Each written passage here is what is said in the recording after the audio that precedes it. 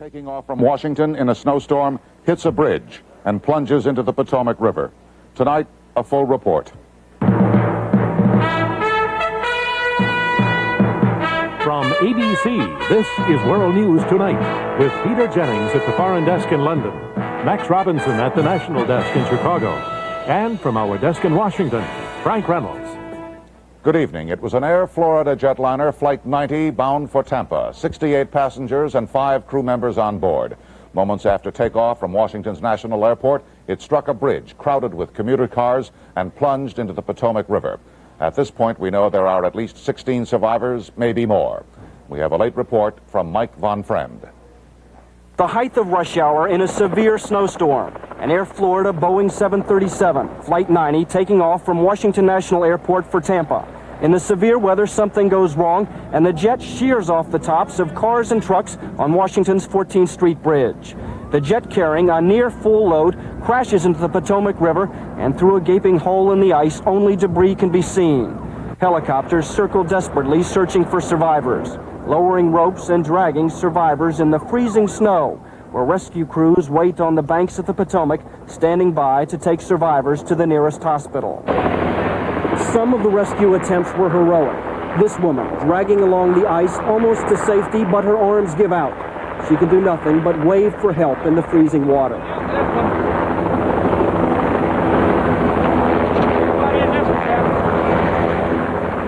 Finally, a fireman jumps into the water and pulls the woman to safety.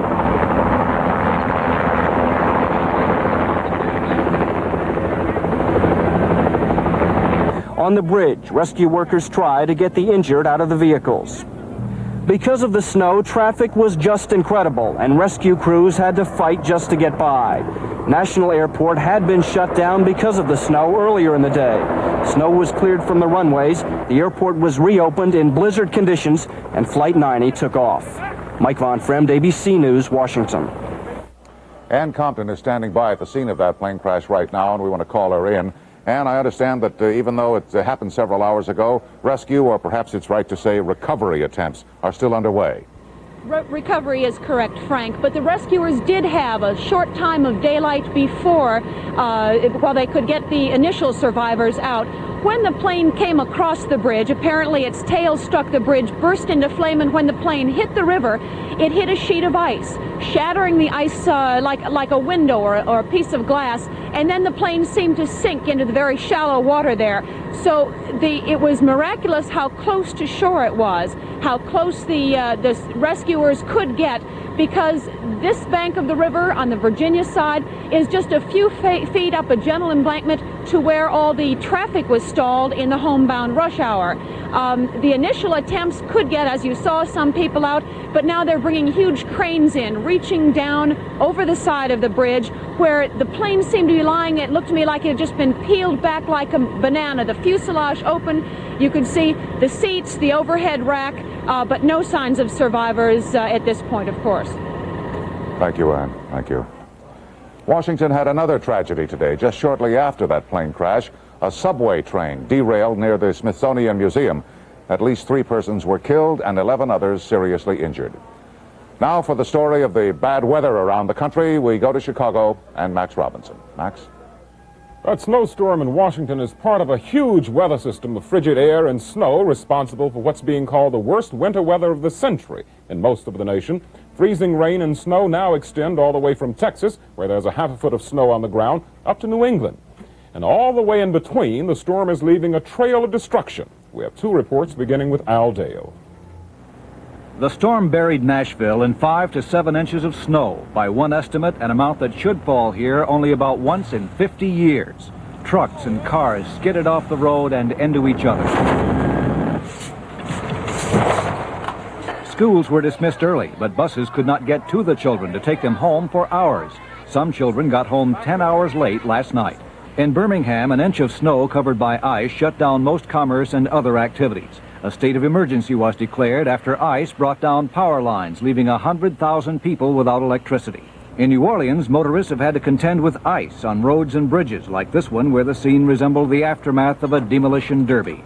In Charlotte, North Carolina, where 1 to 3 inches of snow fell, a faulty wood stove used to ward off the chill from sub-freezing temperatures last night caused a fire that took the lives of a father and 2 children. The mother jumped from a window to safety. The snow and ice storm that clamped a stranglehold on Atlanta started at rush hour and continued through last night. Many motorists, unaccustomed to driving in such weather, finally gave up. By this morning, thousands of cars had been left alongside streets and highways. Traffic jams were so immense that trips that normally take minutes took hours. With hotel rooms snapped up immediately, lobbies became refuges from the cold. At the airport, canceled flights stranded hundreds of travelers who could only wait for a thaw. Sleeping in the chairs hasn't been pleasant. This morning, little was moving on now ice-covered streets and highways. Abandoned cars remained where they were left during the night. Only a handful of people tried to retrieve them. Last night when I parked, it was such chaos that you couldn't go anywhere anyways. Schools and most businesses remained closed. Government offices and courts shut down for the day, including the trial of Wayne Williams, accused of murdering 2 young black men. It was scheduled to resume tomorrow. But it, like almost everything else around here, may have to remain closed for a while because of a new winter storm coming in on the heels of this one. Al Dale, ABC News, Atlanta. This is Rebecca Chase in Florida, where agriculture officials today surveyed the damage caused by Monday's record freeze. Estimates are that 84% of the Florida vegetable and citrus crop froze, and that will cause up to $1 billion in losses. Late this afternoon, the Florida Citrus Commission imposed a 10-day fresh fruit embargo to prevent the shipment of damaged crop. The commission said it was necessary to maintain Florida's reputation. We can say to the consumers of this nation they will be receiving a quality product from Florida. It may be scarce for a while, but that which is marketed will be good. For those who sell fresh fruit to the rest of the nation, the embargo means big losses and even shutdowns. Some orange juice processors raised prices 2 cents a can today, and plant operations were speeded up to handle what fruit could be salvaged. But rains throughout the day thwarted efforts to pick the damaged fruit, and as if there aren't enough problems, rising temperatures will mean that the fruit still on the trees will rot even faster. And late today, even more bad news. The forecast for Friday is another freeze. Rebecca Chase, ABC News, Clearwater. Several top Pentagon officials take lie detector tests as the White House searches for news leaks. That story's still ahead, as well as a rare and exclusive look inside Iran today, and a rare look back into history with the disclosure that FDR secretly taped Oval Office conversations in 1940. You'll actually hear some of those recordings. ABC's World News Tonight, brought to you by Vicks Formula 44D. Vicks Formula 44D, please. Helen, with this nasty cough plus congestion, I need Formula 44D. But Helen, I need a decongestant, not just strong cough medicine. You need Formula 44D. It's strong like Formula 44, has the strongest non-narcotic cough suppressant you can buy, plus ingredients to help unstuff your nose and loosen up for chest congestion. That's what I said. Formula 44D, strong for coughs plus congestion. Diana Fahey knows a special secret, a secret of looking younger. Even before I went back to work, I realized I ought to do something about looking younger. Then my oldest daughter told me about Oil of Olay Beauty Fluid. Oil of Olay is very satiny. My face feels soft. Those little lines are less noticeable. Now, even with my gray hair, people find it hard to believe that I have a 23-year-old daughter. Share Diana Fahey's secret, Oil of Olay. It can help you look younger, too. Now for the rest of the news. Lyndon Johnson used to say that he couldn't even talk to himself without some reporter writing a story about the conversation. And now the Reagan administration, like every other one since General Washington's, is upset about leaks to the press and is trying to put a stop to them.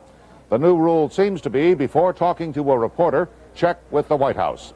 We have a report from White House correspondent Sam Donaldson. Administration officials from all over town were canceling appointments with reporters today out of confusion, caution, or pure fright, resulting from yesterday's White House attempt to crack down on leaks. The original order from the president attacked the unauthorized disclosure of classified national security information. All news media contacts discussing such information would require the advance approval of a senior official, said the order. Secretary of Defense Weinberger explained it this way. Humanely, we need people who are responsible enough not to pass information that's of value to the nation and should not be disclosed, and that's what we're trying to do. But it turns out the administration's objective goes far beyond the safeguarding of classified information. All major television and print interviews on any subject now have to be cleared with White House Communications Director David Gergen. The Agriculture Department, in issuing a directive on this policy, explained, "It is important to the President that all of us help him convey his message to the public as effectively as possible. Teamwork is obviously vital." Press watchdog Jack Landau questions that. Forcing all government employees to clear their interviews with the press ahead of time is a little bit, it's not really a crackdown, it's a thumbscrew. The next thing you know, they'll be giving them truth serum. Not truth serum, but some administration officials have already taken lie detector tests, something former Secretary of State Henry Kissinger thinks is wrong. I agree with the administration that leaks have to be stopped. I have a personal objection to polygraph tests. Whether safeguarding classified material or just conveying his message effectively, all presidents try to manage the news, try to stop leaks which reveal more about what's going on than they want revealed. But so far, at least, no one has been able to do it. Sam Donaldson, ABC News, the White House. Presidents usually want their words and views to be reported accurately at a time of their own choosing. And as we know, recording devices have sometimes been used, with sometimes unforeseen, and in at least one memorable case, unwanted consequences. And now it turns out that Franklin Roosevelt had a little microphone tucked away in the Oval Office. American Heritage magazine made this revelation today at a news conference in New York. Sander Van Oker has the story. It was the fall of 1940. The Japanese attack on Pearl Harbor was more than a year away, but already FDR was worried about Japanese demands in the Pacific. God, that's the first time that any damn Jap has told us to get out of the way. And that might need more worry than any other thing in the world. The recordings, ignored until Professor R.J.C. Butow listened to them in 1978, came from a recording device FDR had installed in the White House and used for an 11-week period during the fall of 1940. The mic was in the lamp on FDR's desk. It was done primarily to protect FDR against misquotations and distortions that might appear as a result of important conferences with people in the Oval Office. The device was used during 14 news conferences FDR held that fall in the Oval Office. But apparently someone forgot to turn the recording device off during other meetings in his office. FDR's remarks, included in an article Butow has written for the next issue of American Heritage magazine, covered a variety of subjects. The principal one, the threat of actions by Germany, Italy, and Japan, which would cause the United States to go to war. And the time may be coming when the Germans and Japanese do some fool thing. That's to that thing. That's the only way they do about getting in is the successful slip. Another tape reveals the first audio record of a discussion of political dirty tricks by an American president. Roosevelt toyed with the idea of countering potential Republican dirty tricks by spreading the word that the Republican presidential candidate, Wendell Willkie, had a mistress in New York. Now, people try to play dirty politics on me, on the week, on other people. That's not usually in me.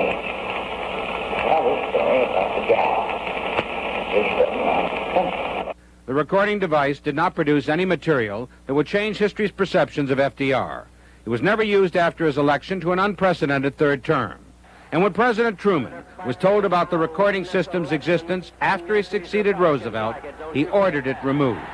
Sander Van Oker, ABC News, New York. A complete look at the life and career of President Roosevelt will be seen in a primetime special 3-hour ABC News broadcast on Friday, January 29th. Max? In economic news, General Motors and Ford have started the new year off where they left off, with both automakers reporting sales down for the first 10 days of January. GM sales down 7%, Ford was down 22%. But Chrysler sales were up 4%, and for the first time in 20 years, Chrysler sold more cars than Ford for the same 10-day period. On Wall Street, stocks again closed lower.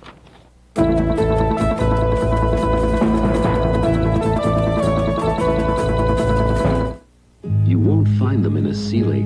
You won't find them in a Serta. You won't find them in a Stearns & Foster, but you will find them in a Beauty Rest by Simmons.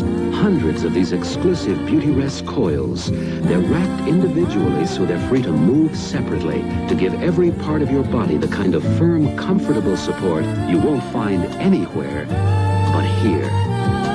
Right now, there's a special purchase offer on the limited edition Beauty Rest, but only while supply lasts. LaChoy wants to remind you it's time for a holiday that you can celebrate with gifts like Christmas, with decorations like a birthday party, and firecrackers like the 4th of July.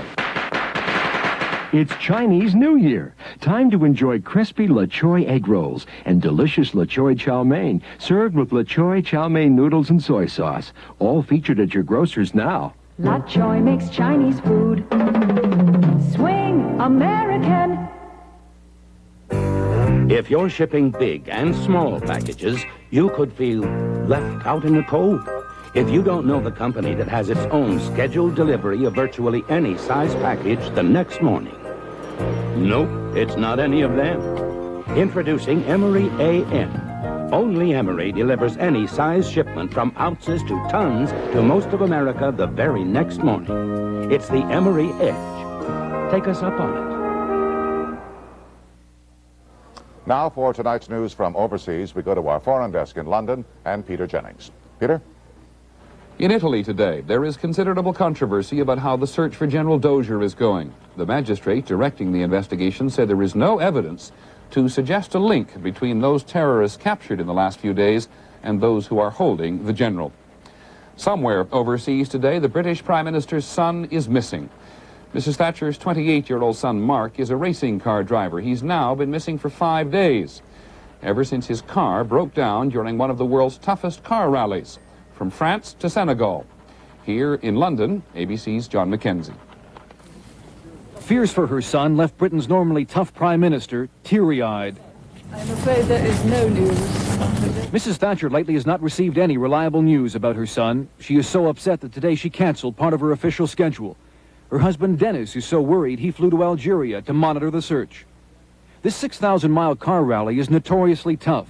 Since it began New Year's Day, at least 2 people have been killed and half the entrants have dropped out.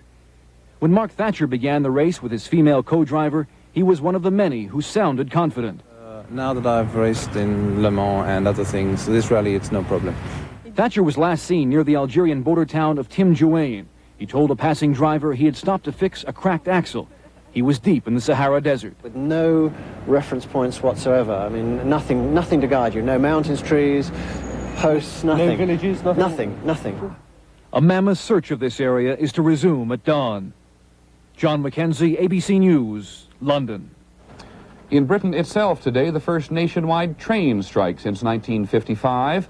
London's Waterloo station, usually packed with arriving commuters, empty. Roads, buses and subways were inevitably crowded. One commuter suggested a Polish solution for the union leader of the striking engineers. I think we want to spot a Polish-type martial law. Mr. Buckton behind bars is very alluring. The engineers walked out in a dispute over increased pay and more flexible working hours. They won't return until Friday. Tomorrow, British coal miners start voting on whether they will go on strike. Max? These 2 national notes. In Los Angeles today, sports promoter Harold Smith was found guilty in the so-called map scam case. He and another man embezzled more than $21 million from the Wells Fargo Bank in an attempt to monopolize the professional boxing circuit. And in New Orleans, reputed mafia chief Carlos Machello today was sentenced to 7 years in prison for his conviction in the so-called Brylab case involving bribes and kickbacks for state insurance contracts.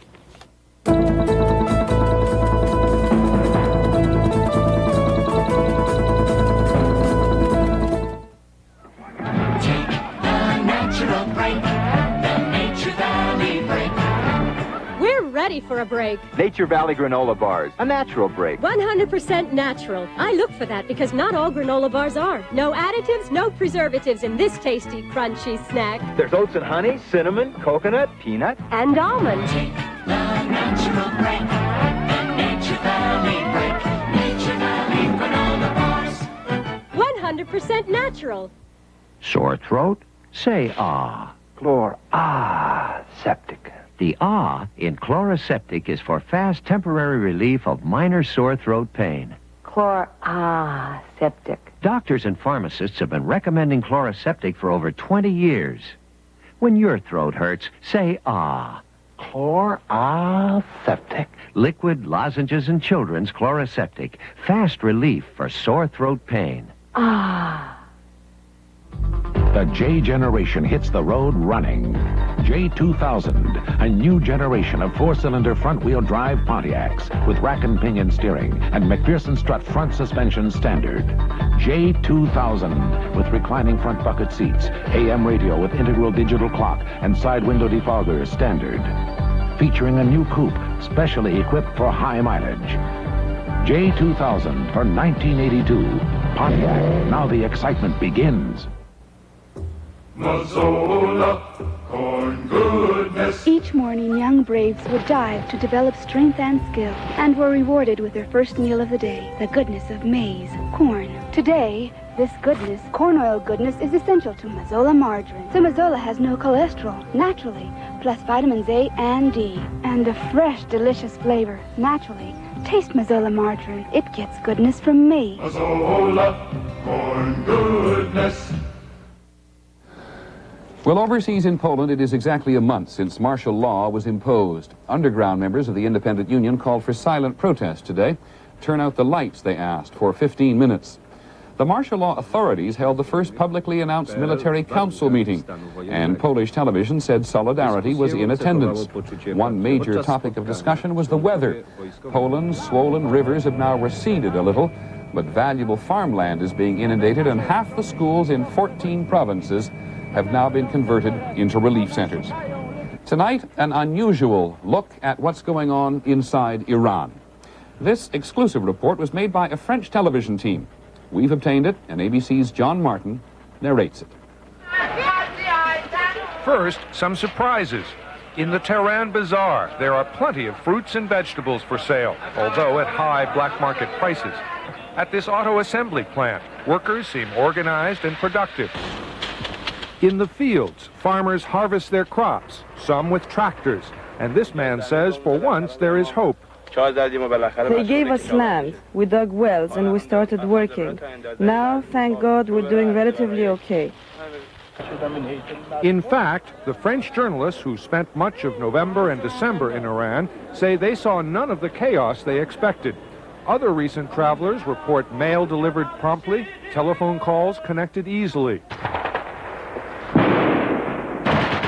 But Iran is still a country at war with its neighbor, Iraq. In the south, about 400 miles from Tehran, Iranian troops are fighting along the Karun River. Their commanders say they have blocked the Iraqi advance so completely that in desperation, Iraqi planes have been shelling and bombing civilians, a charge Iraq today denied. This is the hospital. They were shelling it 2 hours ago, and this is the debris. Fortunately, nobody was injured. But the war has created deep wounds of another kind. 2 million Iranians have fled their homes in this region. 1,250,000 Iraqis have fled on the other side. In Tehran, perhaps 7,000 Iraqi soldiers have been jammed into 2 prisoner-of-war camps. At Abadan, Iranian troops have recaptured the world's second-largest oil refinery, but its output has been cut from 5 million barrels a day to 500, a trickle, causing gas lines and rationing all across Iran. The cost of the war overall, it's, I can say it's about 30% of our total budget. But nobody can calculate the effect of all the casualties. The French press agency estimates 90,000 to 120,000 people killed in 15 months of war, many of them civilians. The chant is familiar, death to America. The logic? Iraqi pilots fly French planes. America is a French ally. So, America is behind the war against Iran. Iran's religious politicians still blame the United States for recent bombings and assassinations. It's impossible to sit back while international imperialism and Zionism are threatening us. They are the ones that are encouraging local disturbances of all sorts. To control terrorists, and silence what it calls destructive opposition. The regime has imprisoned 7,000 people for political crimes and executed 3,000 opponents in recent months, according to both French and Iranian press agency reports. So there is little public dissent. But the French journalists found a fearful shop owner who wouldn't be photographed, but who told them in halting English that he secretly believes the regime is doomed to failure. I don't think this government can make any more here. If I say something, they take me to jail and maybe they kill me. So, some glimpses of Iran, the first in 6 months or so. Some of them contradictory. The truth? We don't know. We can't go as Americans, so we are left for perhaps another 6 months with these delayed glimpses of a vast Islamic revolution. John Martin, ABC News, New York. This sports note tonight, baseball's best. It has been 5 years since Henry Aaron and Frank Robinson played professional baseball, but today they won the sport's sweetest victory, a place in the Hall of Fame in their first try. Both made it by doing things no other player had done before, Aaron playing in more games than any other player and slugging more home runs than even Babe Ruth, 755 in all. Frank Robinson was the only man named most valuable player in both leagues, in the American while playing for the Orioles, and in the National League when he played for Cincinnati.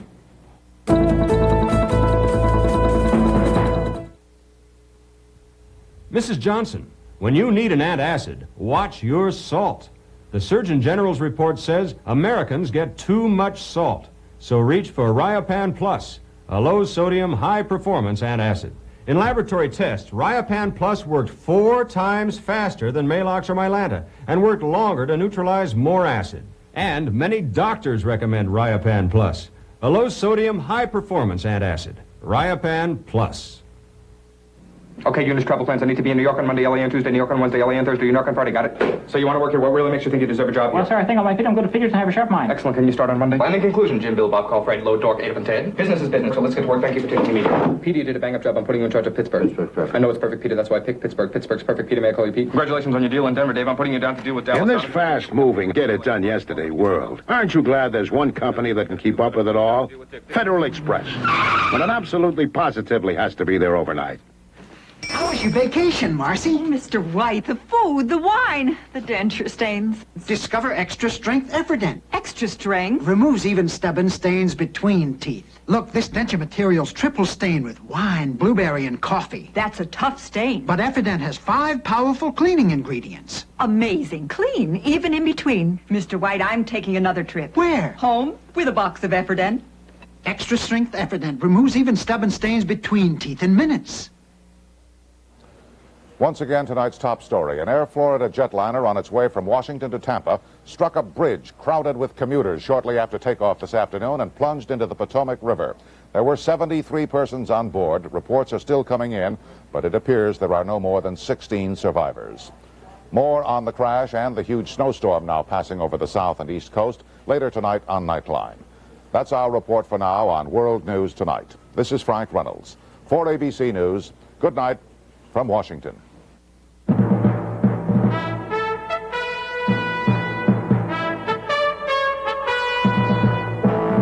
Wednesday. I told you, it's business. A secret trip where passion has gone out of control.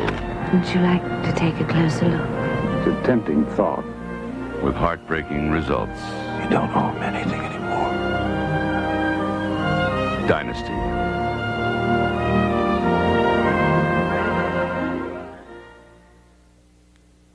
Metro school officials taking the heat as angry parents make their feelings